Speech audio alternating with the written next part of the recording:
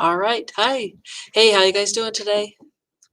Long weekend. Sure was nice. Hopefully you guys had fun. All righty. Well, today is 2/2/2/2/2. How fun is that? February 22nd of 2022. Anyway, I thought that was kind of fun. All right. Well, let's see. Coming up tomorrow, parent-teacher conferences. I sent out an email to your parents if they want to attend. They can just do it virtual, or we can have the on or in-person option if they want to come in. Just need to make sure that they reserve a time slot. They want us to do those with everybody. So I don't, well, I only have a couple of kids coming so far, so plenty of time slots. Starts at 1, we end at 7, and then we have a half hour for lunch. So that goes from 4 to 4:30. So anyway, love to see you guys, or at least talk to your parents if they have any questions or concerns. Just making that available for you guys. All right. Okay. So this week we have the lymphatic system. So we have lymphatic system PowerPoint. So you guys can go and fill that in. Well, you've already done that pretty much with our previous assignment. And then there's a crash course for you guys to watch. It's about 10 minutes long. You guys need to make sure that you are typing that in your own words. There's a plagiarization program that I run through, and I take your paragraph through that, and it shows me what percentage of your paragraph has been plagiarized.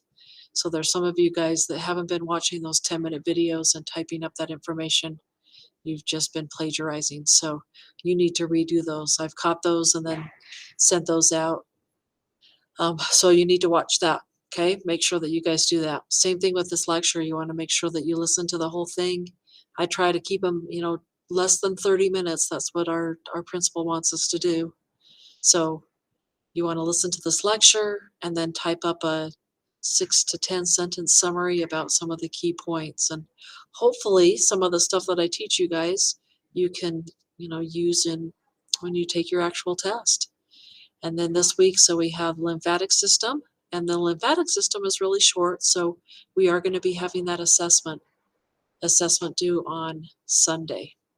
So then there's another cool thing that I found, since the lymphatic system slash immune system is all about, fighting infection, and COVID is on everybody's mind. There's a little video that I'd like you guys to watch dealing with how did they make the COVID vaccination? And then there's some questions for you guys to answer with that. So please do that video quiz. It kind of enlightens a lot of people as to how they made the vaccination. Some people feel like they rushed it, and it just kind of gets into the science about how that vaccine was produced. So those are your assignments to do this week. Hopefully it shouldn't take you too long. They want us to give you guys about 2.5 hours of work to do per week. So, alrighty. I'll just teach you guys just a little bit about the lymphatic system, and then we'll call it good. Okay, let me share my screen here.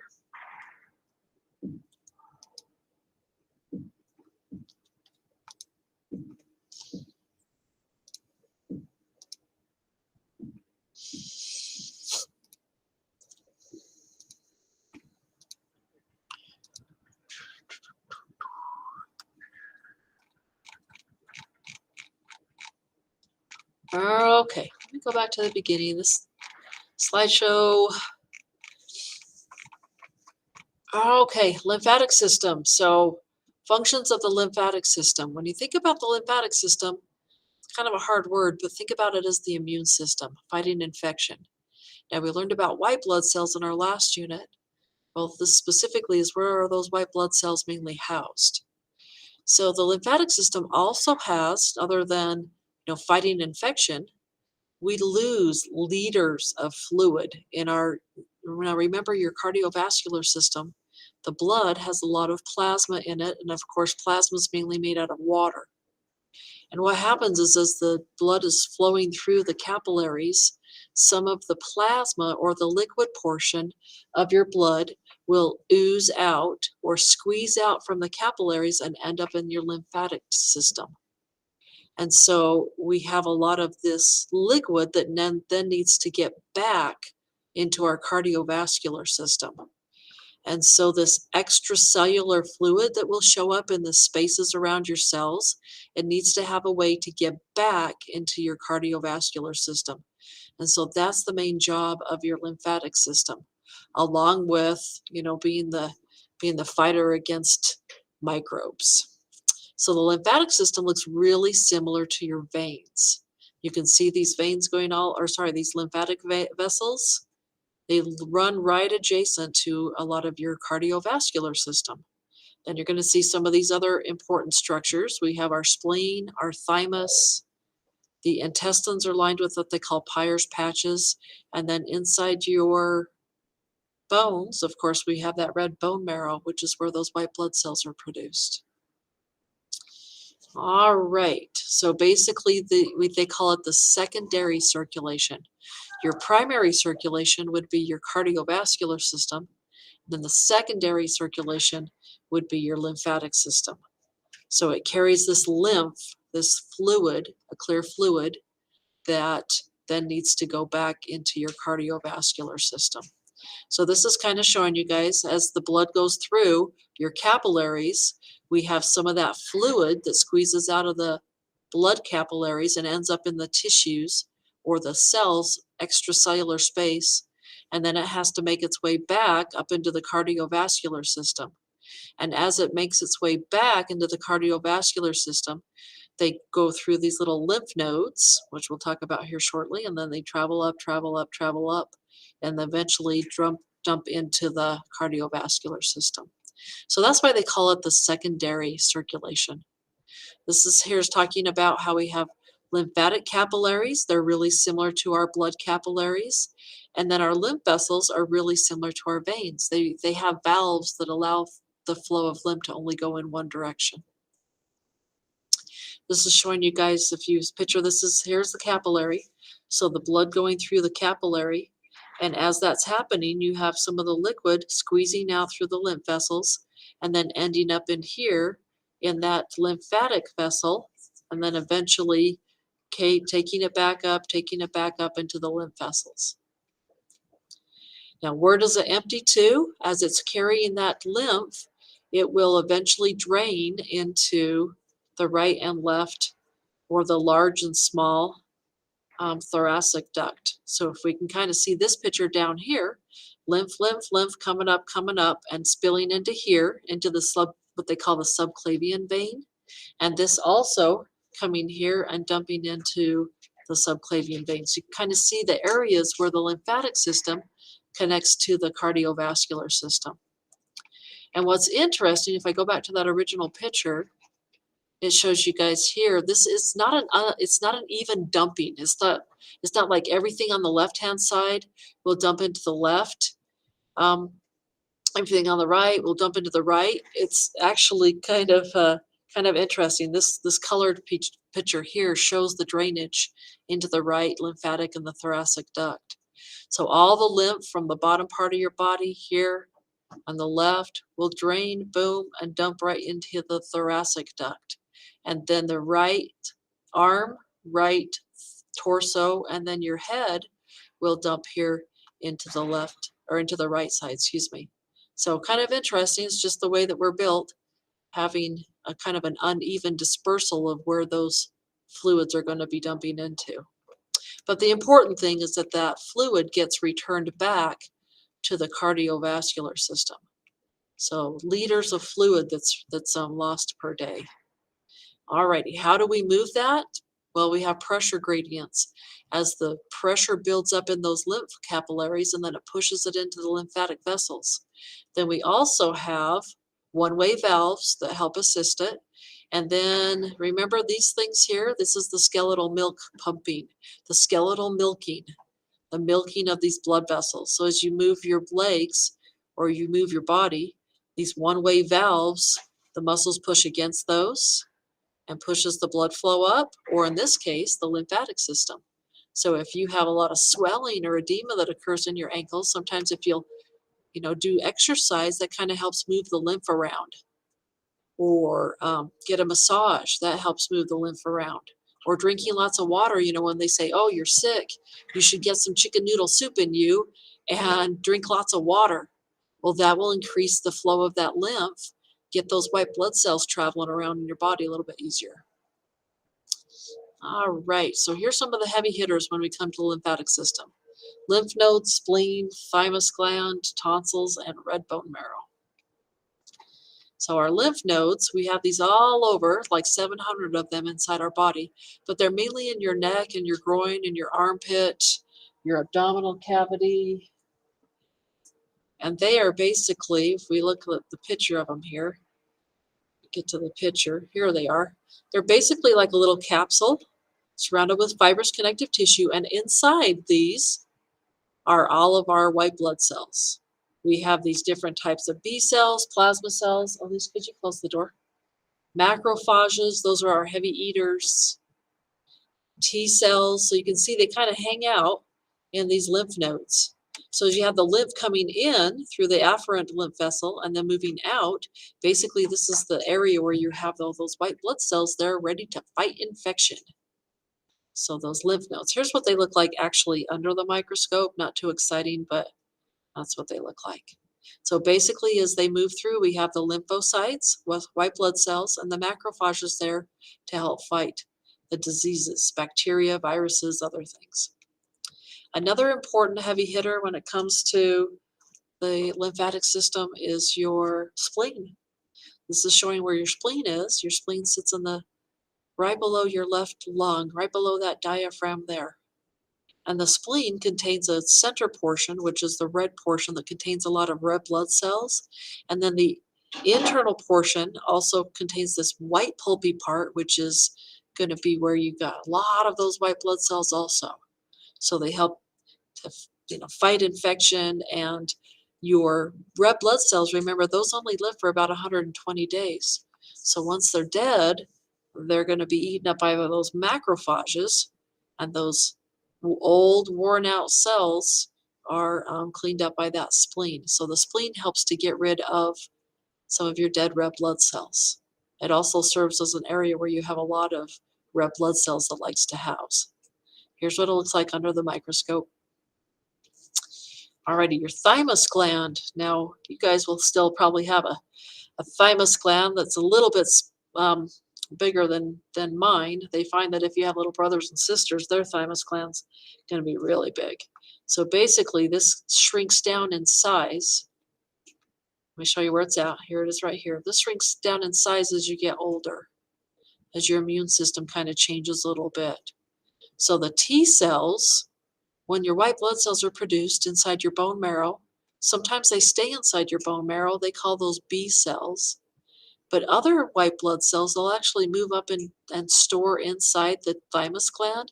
So they call those T cells. If they mature in the thymus gland, T cells. There's killer T cells. So that's why they nicknamed them. All right, another heavy hitter are your tonsils. Your tonsils, of course, found in your mouth and throat. We actually have 2, 4, 6 tonsils. And these, if you pick up something that's dirty off the floor and you throw it in your mouth, you're like, oh no, there's lots of bacteria in there. So they are places where you can have lots of white blood cells there to help fight infection. So Elise, why don't you go with him and grab my keys, son? But they themselves can actually get inflamed and red and irritated. So alrighty, another heavy hitter when it comes to the lymphatic system, of course, is your bone marrow, because that's where the site of blood production, so your red blood cells, but not only that, you're going to have your white blood cells that are produced there. So they call those lymphocytes. And if they stay inside your bone marrow and are mature, they call them B lymphocytes. So we have B cells and T cells. So this chart here, you guys should be able to fill out this chart. This chart's going to be on your test, and it has some, maybe I'll give you the name of the organ and the function, and you list down where it's at. Or I could give you, the name of the organ and the location, and you give me the function. So make sure that you guys could fill out that chart. Look at that chart really close. Now, one thing we didn't mention were the Peyer's patches. The Peyer's patches line the inside of your intestines. And so if there's something that maybe happened to have snuck through your stomach acids are really strong, pH of 1.3 to 3.0. But if there's something, some type of virus or bacteria that snuck through the stomach and made its way down to the small intestine, then we do have these white blood cells, these Peyer patches that are kind of like lymph nodes that lines the insides of your intestines, and they destroy the pathogens as they're being absorbed in through the intestinal wall. All right, some terminology. So antigens versus antibodies. Now we mentioned these before when we were talking about blood typing. So we have antigens. An antigen is any foreign substance. Now these are going to be markers that are going to be found on the outsides of a foreign invader, like a virus or a bacteria. It's a marker that allows your body to say, whoa, foreign invader, I haven't noticed this. This is something odd. Then your white blood cells will produce antibodies.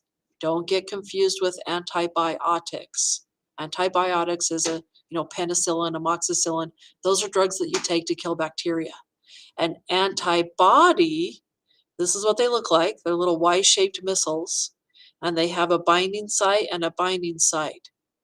And those will attach to the antigen and hold it down or render it helpless, or basically it prevents it from spreading while you can have your macrophages come and engulf it. So kind of the analogy that I like to use is if there's going to be a big fight, you bring in your posse, you bring your friends with you, and your friends are holding their arms out like this, and they grab onto your enemy, and these hands are kind of like the antigen binding sites, grabbing on and holding that person down while you do whatever you need to. So anyway, those antigens and antibodies, this is showing the lock and keys type situation.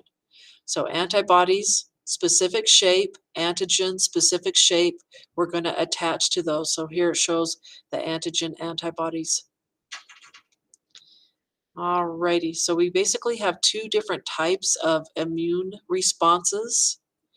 We have the cell-mediated, meaning let's go and phagocytose, if you guys remember that term, phagocytosis, where we're going to engulf around and ingest in. So we sometimes refer to our white blood cells as phagocytes because they have the ability to engulf bacteria.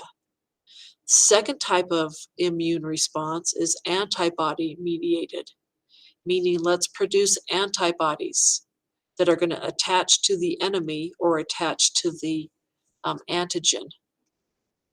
So let's go through some of these. So this is talking about those lymphocytes, how they will originate in your bone marrow. If they stay in the bone marrow, they're called B cells. If they go to your thymus gland, they're called T cells.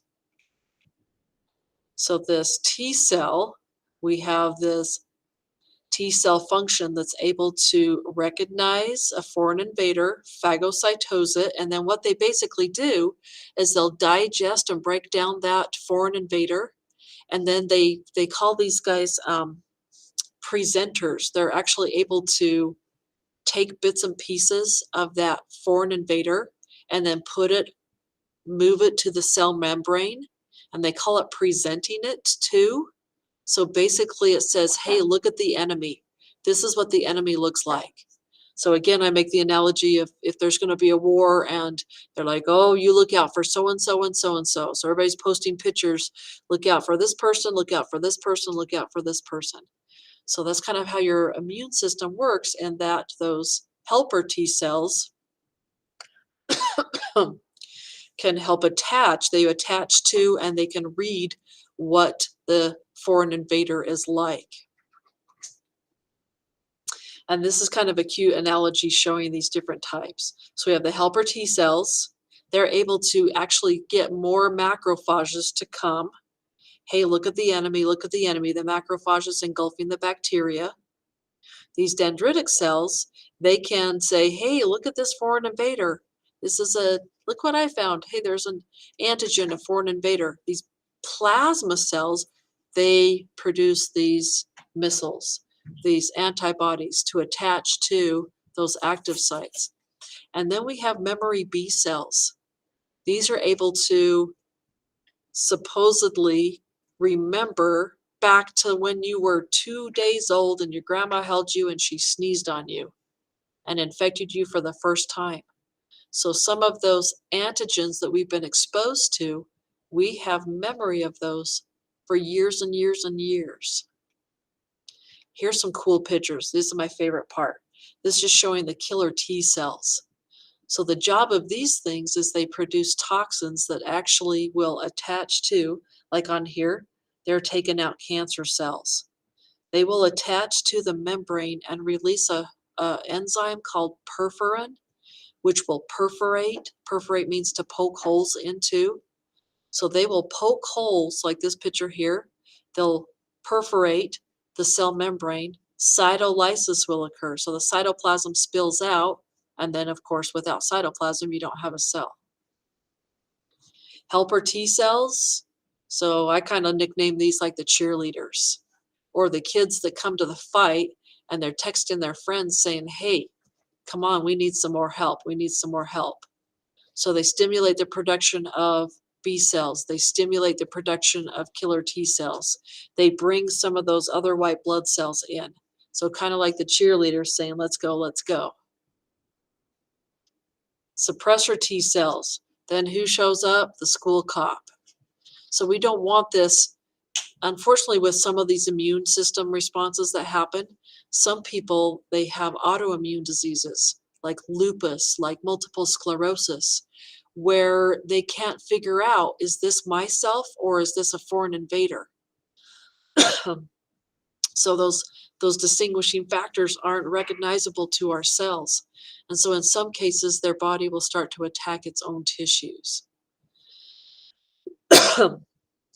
And we'll talk about some of those when we get into the endocrine system. But anyway, or the nervous system also, MS, multiple sclerosis when we get into the nervous system. But this shows you guys what we call the suppressor T cells.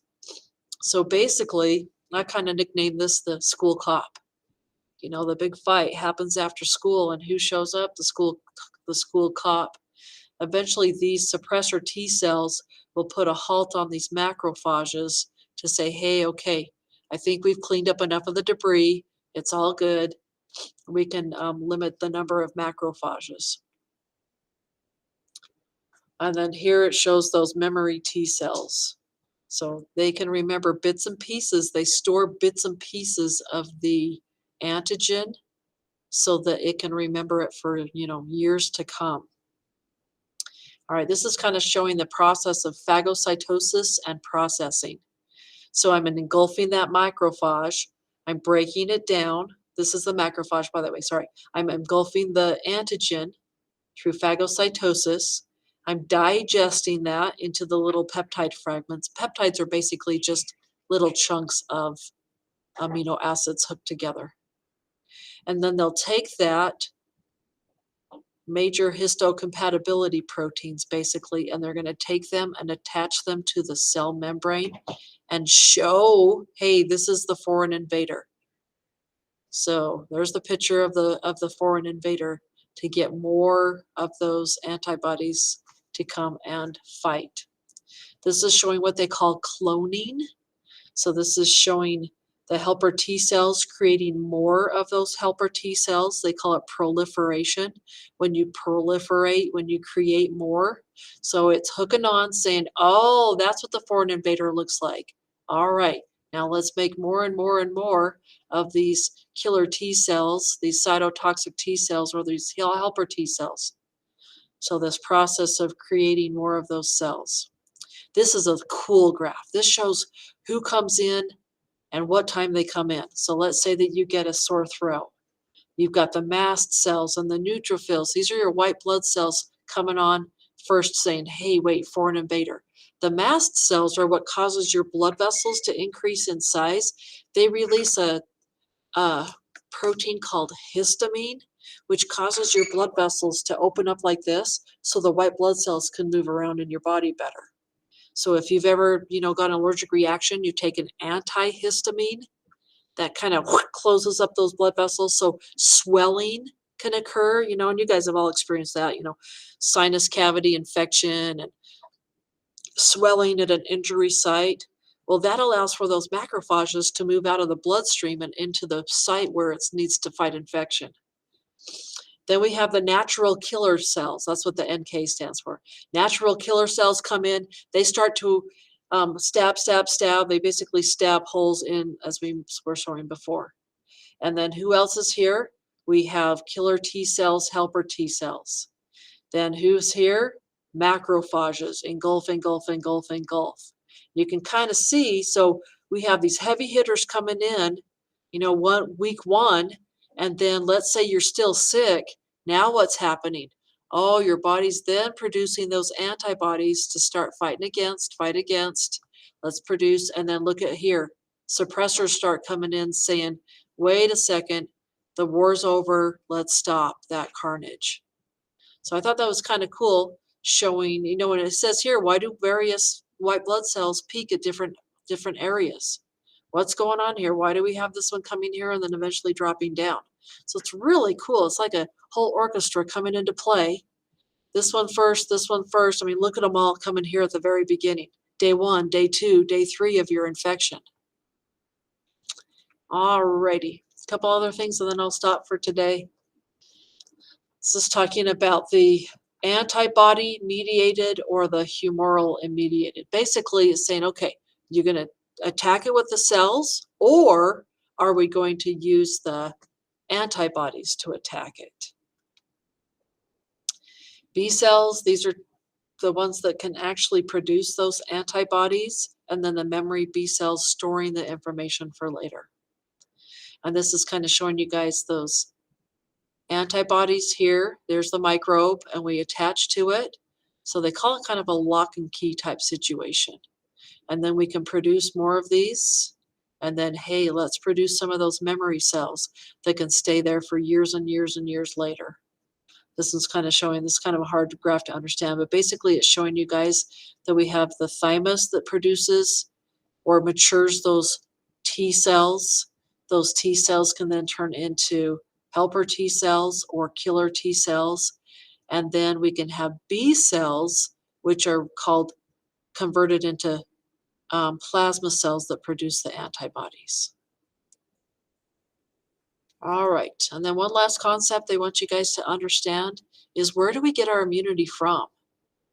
So we get it through natural or through artificial means, active versus passive means. So you can have, let me show you guys some examples here. Active is when you're exposed to an antigen and your body says, whoa, foreign invader, let's produce antibodies to fight.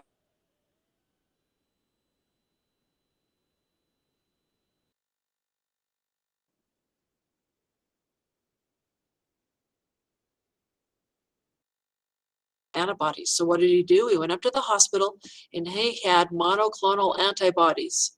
So they said, you know what, we need to give you a shot of antibodies because you're not making enough. You don't have enough of these things.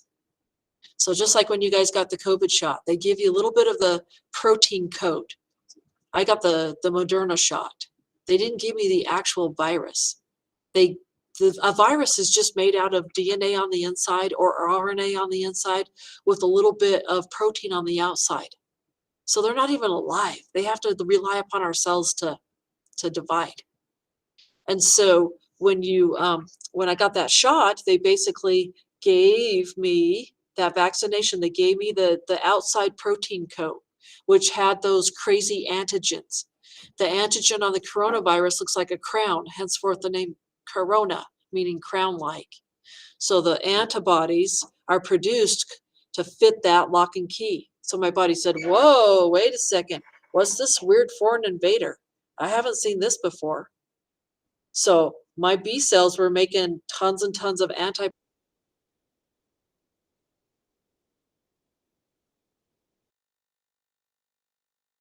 So when you get a vaccination, they give you a little bit of the virus and your body says, whoa, dude, what's this? I'm going to produce antibodies to fight against it.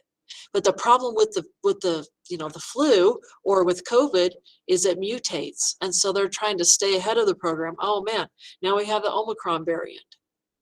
That mutation occurs. That's why we have to go get a flu shot every single year, because 7% of the flu changes every year. So the flu shot that worked last year for you isn't going to be working for you this year. And basically what they do is they kind of map it out and they see, okay, what kind of flu is hitting Asia right now? Oh, then which strain is going to hit the States? And it's kind of, sometimes it's a crapshoot. Sometimes the flu virus or the flu vaccination doesn't work. They're like, okay, we've narrowed it down to strain A and strain B. And they're like, okay, which one do we make? Which one do we make? And sometimes they've missed the boat. About, I don't know, 7, 8 years ago, everybody was getting the flu, even though they had had the flu shot because they didn't make the right vaccination. So sometimes it's kind of weird how those viruses can mutate really quick, and then your body says, "Crap, I've never seen this weird antigen before. I better start making antibodies to fight against